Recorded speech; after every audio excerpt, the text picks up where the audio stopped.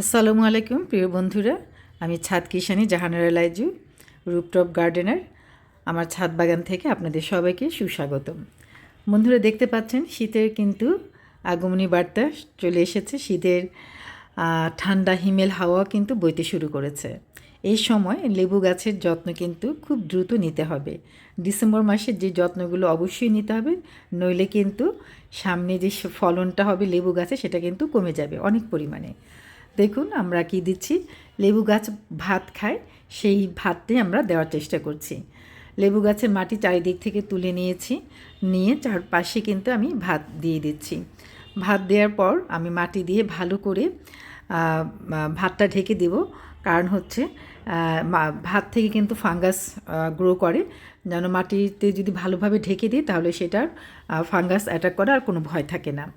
তারপর পোকার আক্রমণ হওয়ার ভয় থাকে না, পাখিতে ভাতগুলো খেয়ে ফেলারও কোনো সমস্যা থাকে না। তারপর ভাতগুলো যদি উপরে থাকে সেটা পচে কিন্তু দুর্গন্ধ ছড়াতে পারে। আমি যদি মাটি দিয়ে ঢেকে দিই সেটাও সমস্যা থাকে না।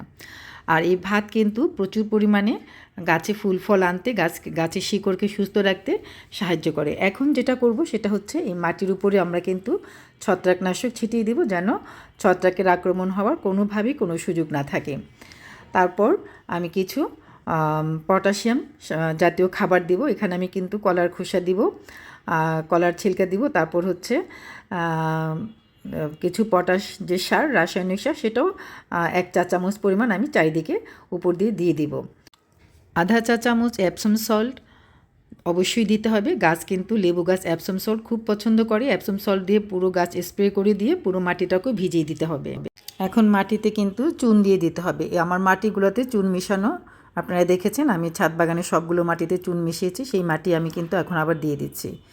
চুন অবশ্যই দিতে হবে। চুন গাছের লেবু গাছ ভীষণ পছন্দ করে। চুনে প্রচুর পরিমাণে ক্যালসিয়াম আছে, কলার খোসাতে আছে পটাশিয়াম, ম্যাগনেসিয়াম, ফসফরাস, আয়রন, নানাবিধ যত অনুখাদ্য গাছের দরকার সব কিছুই কিন্তু কলার খোসা থেকে গাছ পেয়ে থাকে।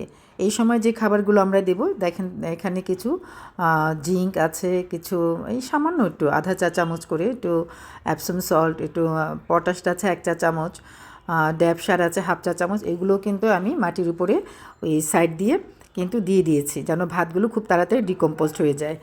এবং এই কলার খোসাও কিন্তু আমি এখানে দিয়ে দিয়েছি, যেন কলার থেকে যে অনুখাদ্যগুলো পাওয়ার কথা সেগুলো যেন গাছ খুব সহজেই পেয়ে যায়।